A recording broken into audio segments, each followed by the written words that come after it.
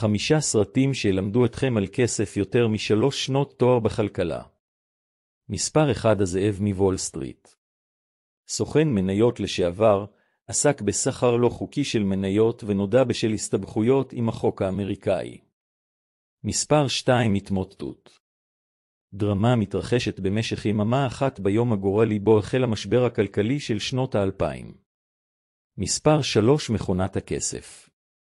הסרט עוקב אחר מספר מנהלי השקעות שזיהו את התפתחות המשבר הגדול בארצות הברית וניצלו אותו לטובתם.